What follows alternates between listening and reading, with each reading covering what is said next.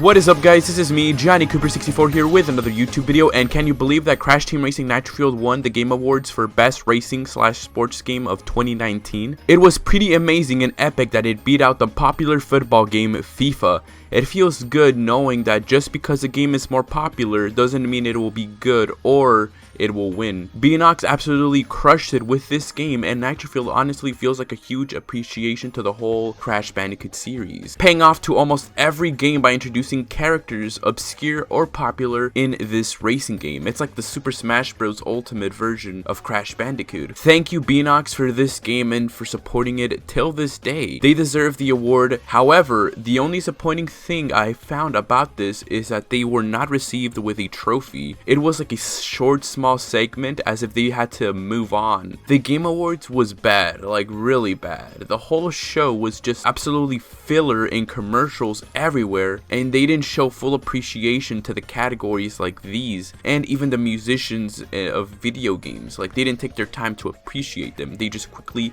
moved on. This is what the Game Awards are for, man. Jesus. And also, no new Crash game was announced, which was a bummer, but don't worry, folks. The leak still holds up, as these leakers never said that it was going to be shown off at the Game Awards, especially Zaby. Zaby knows what's up. Anyways, with Nitro-Fueled winning the Game Awards, this calls in for a re-release of the game. Now, what do I mean by that? Well, most games, when winning an award for whatever category they win of the year, they re-release the game with added content. Examples are The Last of Us, who won Game of the Year and released the DLC. Spider-Man for PS4 was re-released with Game of the Year edition that released all the DLC included. Insane Trilogy did the same thing. Didn't win any Game of the Year, but I think they did win an award. I'm not quite sure on which one they did, but they re-released the game with Stormy Ascent and Future Tense a year after the game's release. I presume for those who don't have Wi-Fi, or in there just for a cheaper price for those who have not gotten it yet. That's another thing. The games, when re-releasing, is given a discount if I'm not mistaken. I guess Nitro-Fueled will now be $30 when re-released, possibly. So Nitro-Fueled has been adding content since the start of July, with the Grand Prix one each month with new characters, cards, skins, maps, and challenges. A lot of people have missed stuff from the previous Grand Prix, and this might be a way to get it. They'll be re-releasing the game with all of the Grand Prix and characters included in one disc, possibly with the Oxide Edition stuff included, since I never got those skins. They'll do this once they're done with all the Grand Prix in May/June and stop updating the game with content. Now, the PS5 and Xbox Series X, which is a dumb name by the way. Also, it's actually just called Xbox. Microsoft confirmed it on Twitter. Series X is just like a lineup or whatever kind of bullshit they're making up with. Anyways, the PS5 and Xbox, no, I don't mean the original Xbox, don't get confused, I'm talking about the refrigerator one, are releasing in November,